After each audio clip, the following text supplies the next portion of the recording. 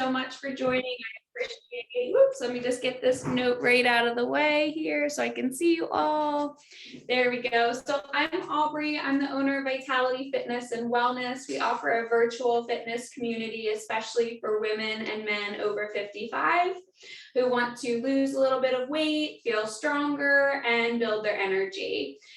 So today I wanted to talk a little bit about weight gain, because we're going into that holiday season and I know it can be such a tricky time.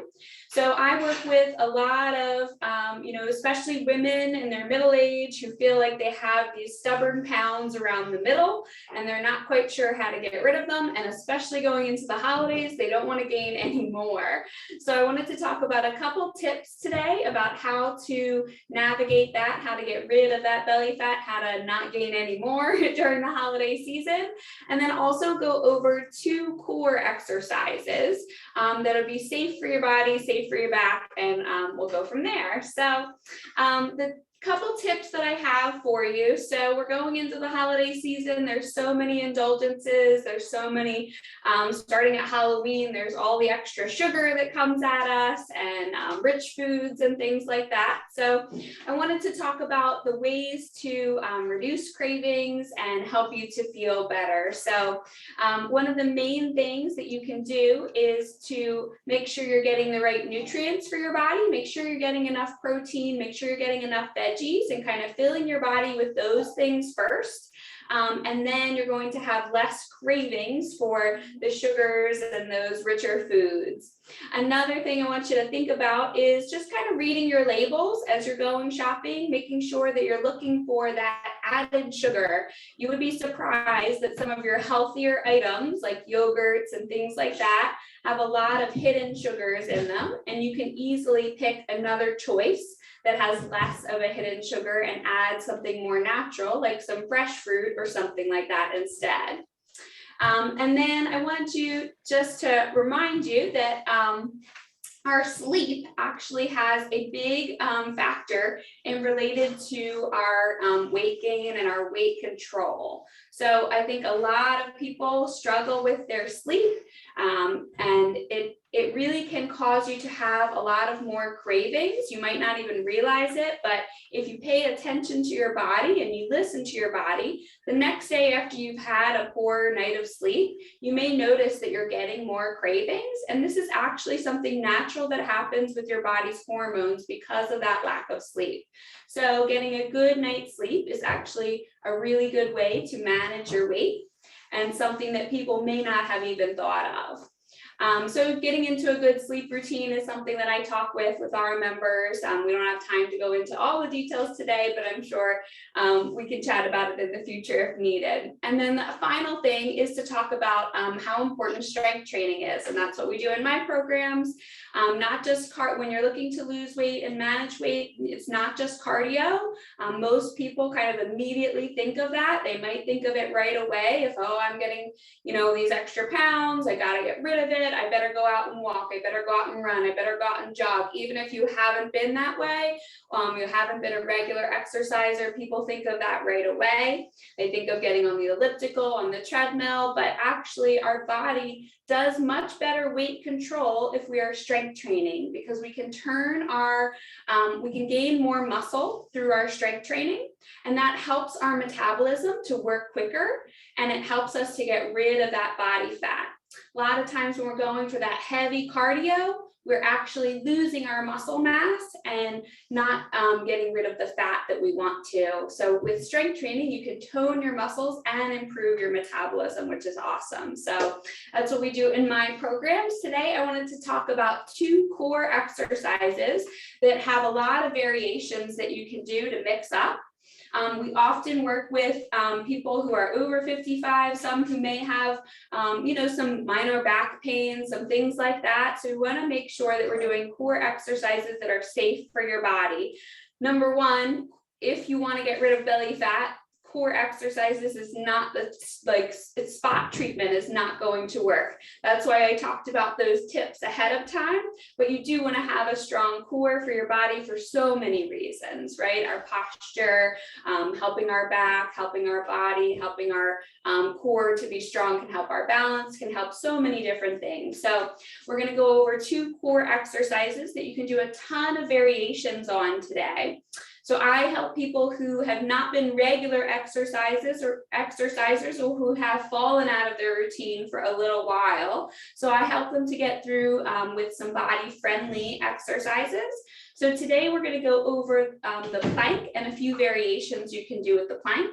I like to tell people that you can start your plank even up on the wall. You don't have to go down onto the floor. If you're not quite ready for it, you can start your plank all the way up here on the wall. And I like to do my plank when I'm starting out in a straight arm position, just to take a little pressure off your shoulders and build in that good shoulder stability.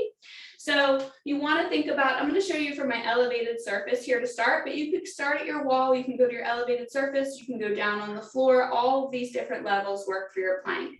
But for your plank, we're going to spread our fingertips out. You guys are experts, I know, who are joining us, but hopefully someone's watching in the replay. We're going to spread our fingers out, press through our palms. We're going to bring our shoulders as close to over our wrists as possible.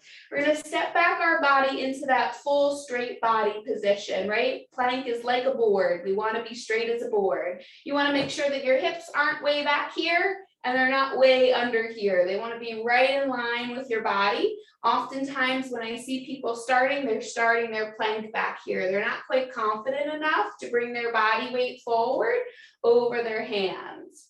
But once we get into that plank position, there's so many different ways that we can vary up that position. You want to think about pressing your hands through your palms to kind of push away. It's going to help take pressure off your wrists. You're going to really push away through your shoulder blades and get your shoulders activated there. You're going to pull your core muscles up and in all the way from the bottom. And then from there, you can squeeze your tush a little bit if you're able to. From there, we can do a ton of different variations on our plank. So I'll go through a few of those. Here we are in our good plank position. You can do a little leg raise. You can hold it. You can do a few in a row. Really, the focus here is pulling in your core. So if you ever lose control at your core, you're just going to go back to your regular plank and hold from there. But you want to make sure you're not rotating or moving at your hips. You've got your core pulled in on that one. You can go out to the side with this one. You can go cross body, cross body, cross body. You might feel a little bit more of your obliques with that one. And so those are a few variations you can do in your plank. I don't want to take too long through those, but your goal is to hold it for, however long you can hold it. If you're just getting started, 10 seconds is great. Take a good breather and try it again. You can work your way up to 30 seconds or a minute if possible. We're going to go ahead and go down onto the floor, and I'll go through just another core exercise that's safe for our back and safe for our body. So down here on the floor, I'm going to go through a couple variations of what we call like a hollow hold position. So down here onto my back, I'm going to bend my knees and keep my feet flat to start, really pull in my core muscles. So I'm starting from the very bottom here, pulling those core muscles up and in like an elevator, holding that position, making sure I'm still breathing. From there, I'm going to bring my knees up here, and 90-90 is my easiest position. Then I'm going to bring my hands up here, closer to my ears. If your head and neck are okay, you can lift your neck. Sorry, my dog's barking. Lift your head, tuck your chin, pull your shoulders up off the floor. Bring your arms back by your ears if possible. Keep those core muscles pulled in. From here, we're going to lower one leg down, bring it back in. Lower the other leg down, bring it back in. Really keep your core muscles engaged while you're doing this. It's not just a leg exercise. You really want to pull those core muscles in, bring it down and up and down and up. So there's one variation of your hollow hold position. Another one is a little similar to Pilates. You're going to bring your body up into this position here. You can tuck your chin and lift your head and neck if you like. Tuck it in here, pull your core muscles in. We're going to bring our hands by the side and just pulse. So my head and neck is nice and tucked in. My core muscles are pulled in, and I'm bringing my hands out to the side. To make this more challenging, I could lower my legs down and bring them into a straight position and lower them as low as I can to make it even harder. So those are a few variations that are great for your body. Anytime you're doing sit-ups or crunches, it puts a risk at your spine for doing too much flexion. It's especially tricky for women in middle age, as you know, we're at risk for osteoporosis and other back injuries. So I like to teach people those kind of neutral spine positions that are a little bit safer for their back. So anyway, I hope you have some great tips there for your core and helping you to maintain a healthy weight, especially through the holidays. We're having a virtual event on Tuesday at 7 o'clock, talking about some more healthy tips to navigate the holidays. You can sign up through my website, vitalityfit, the letter N, well.com. And I always invite chamber members to join our programs for a 7-day free pass. Thank you so much for having me. It's good to see you all. Do you want to put that in the chat, and everybody else can put their information in the chat so you can all connect with each other? That would be great. Anybody have any questions for Aubrey or comments? Aubrey, are you all fully virtual as far as the clients that you're training? Yes, yeah, I'm doing private training and group training all virtual. What are your minimum requirements as far as equipment that people you work with typically have in home? Because I know you have a great setup there, but yeah. not everyone does. I always tell people I have, like, this is my, office or whatever, and it's what I do. So I have the bells and whistles, right? But at home, most of our members just have a light set of weights and a heavier set of weights, anywhere between 2 and 5 pounds and 5 and 10 pounds. A resistance band, one resistance band, and then like a sturdy chair can serve as their bench. And we mostly use it for those elevated exercises versus like a seated exercises. We don't do that many of those. And then if they wanted a yoga mat for their floor so that we can get down on the floor. Great, thank you so much. Yeah, thanks for asking. Thank you, Catherine. Those are good questions. I'll put my info in here. There's my website.